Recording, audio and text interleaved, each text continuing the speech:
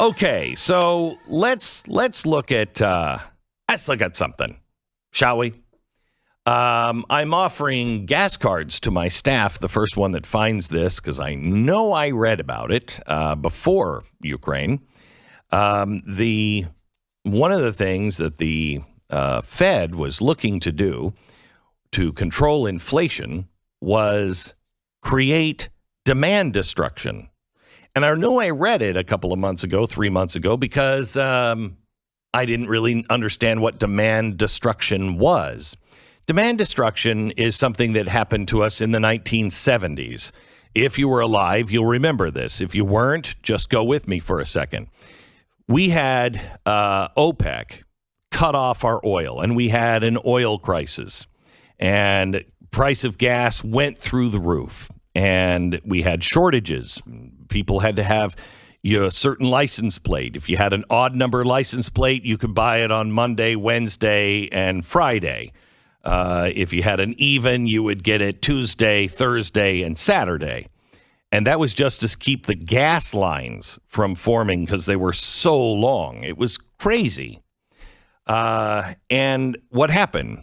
Well, back in the 1970s, we were making these boats for cars. I mean, they were enormous. I don't even, honestly, I'd love to open up some of the hoods of some of these old, like, remember the old Continental Mark 4 or 5? And it was like the size of a car. The hood was the size of a car. I have to look into one because the engine must have seemed really small in that giant space. But we made these cars, the bigger the better. And then the oil crisis hit. And it wasn't bigger the better. It was the exact opposite. People couldn't afford to drive those boats at 8 miles a gallon. So there was a country that was making little teeny cars that were very fuel efficient, and that country was Japan.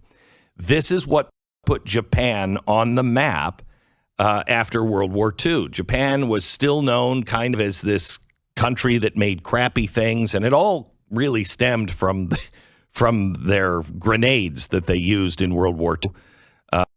They never really went off, and so the guys came back from the World War II from Asia, and they were like, "Yeah, made in Japan, man. It means it doesn't work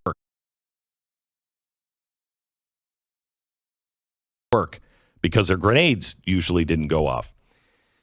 But they were making very small cars called a Honda CVCC, and it was an engine, a motorcycle engine that had been turned sideways, and honestly, it looked like a clown car, and it never sold anything in America until the oil crisis.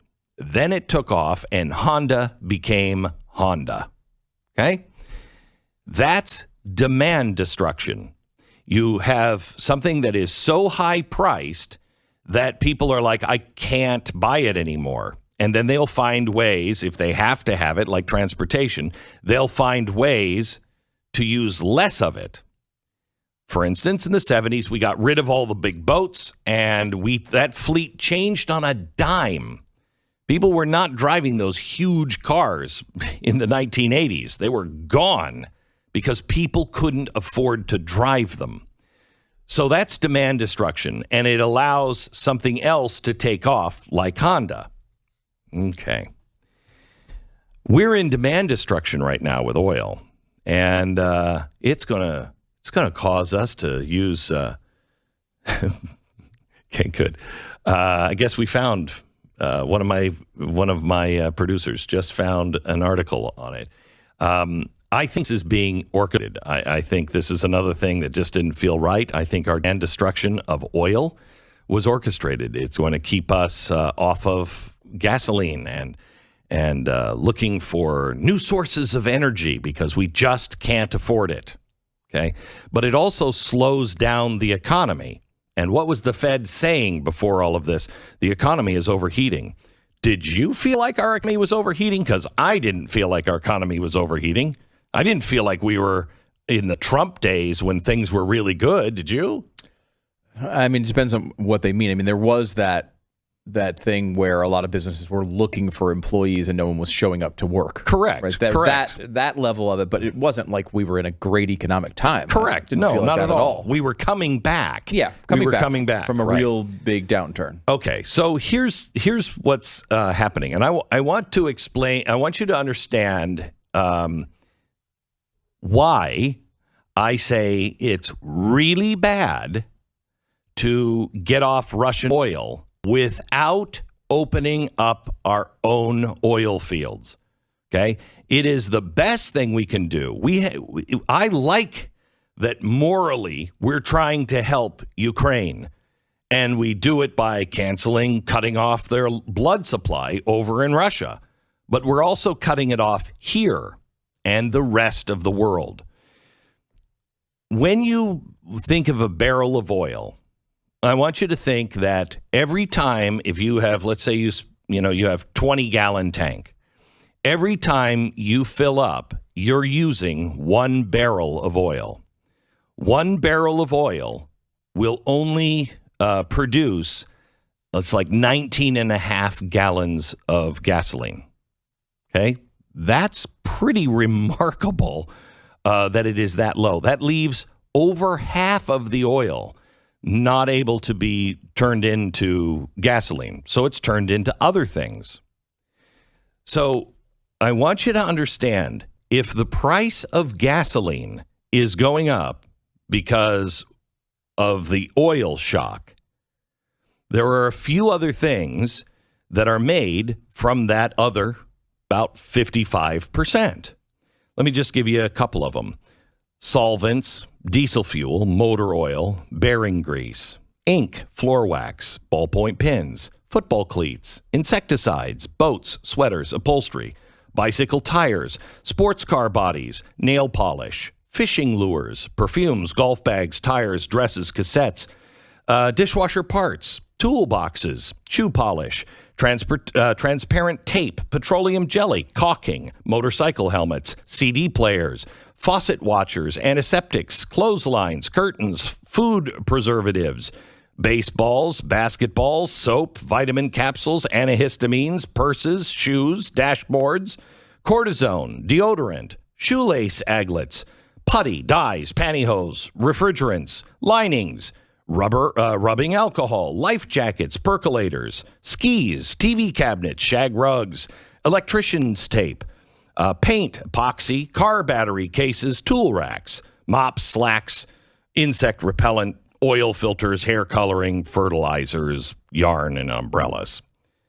And roofing, toilet seats, fishing rods, lipstick, denture adhesives, linoleum, ice cube trays, synthetic rubber, speakers, plastic wood, electric blankets, glycerin, dice, fishing boats, rubber cement, tennis rackets, nylon rope, candles, trash bags, house paint, water pipes, and hand lotion, and roller skates and surfboards and shampoo, wheels, paint rollers, shower curtains, safety glasses, aspirin, luggage, guitar strings, antifreeze, football helmets, awnings, eyeglasses, clothes, toothbrushes, ice chest, footballs, combs, CDs, DVDs, paintbrushes, detergents, tents, balloons, vaporizers, heart valves, crayons, parachutes, telephones, enamel, pillows, dishes, cameras, and anesthetics.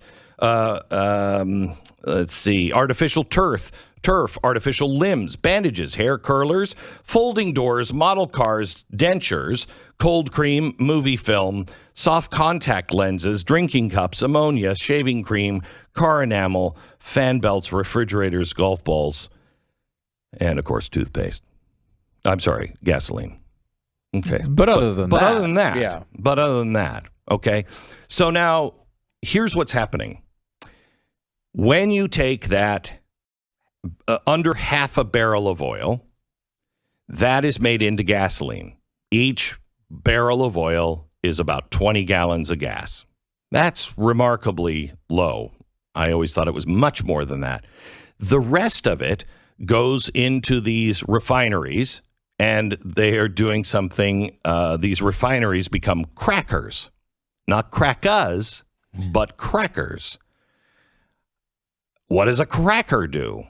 A cracker takes the remaining part of the oil and breaks it up through high pressure and heat and takes the molecules and breaks them apart and then says, okay, we're going to make styrofoams.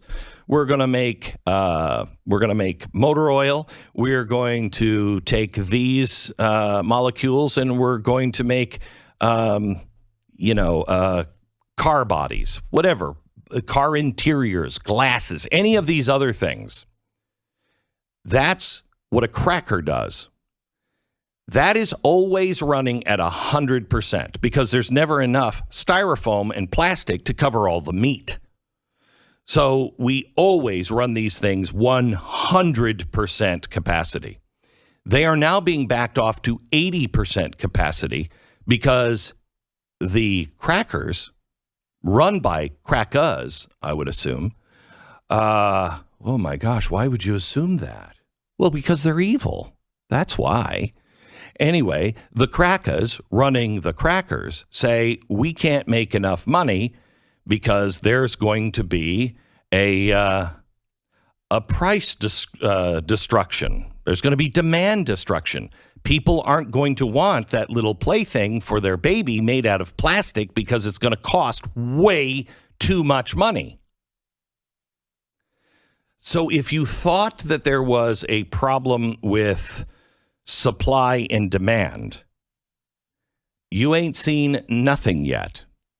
And when people are telling you, well, we're willing to pay higher prices for gas, are you?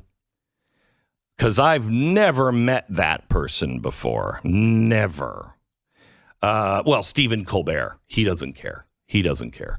Yeah, that's a fascinating one, too, because he doesn't care because he says he drives a Tesla. Yeah. Totally ignoring the fact that this is not just an oil crisis. It's an energy crisis. Right. It's a rare metals and rare minerals crisis. Right. For example, guess what gets put into every Tesla? A lot of it. Nickel. Just exploding went up in price. $67 yesterday. Yeah. Nickel. And it's China and Russia who control all of this stuff. Oh, wait a minute. So go ahead with your electric cars and act as if it makes us, less energy independent. And when you see the price of everything going up, just remember the people who are leading you to this are the ones that say we have to get rid of fossil fuels. Less than half of each barrel goes to gasoline. The rest of that barrel goes to make everything else we have grown accustomed to. Everything else.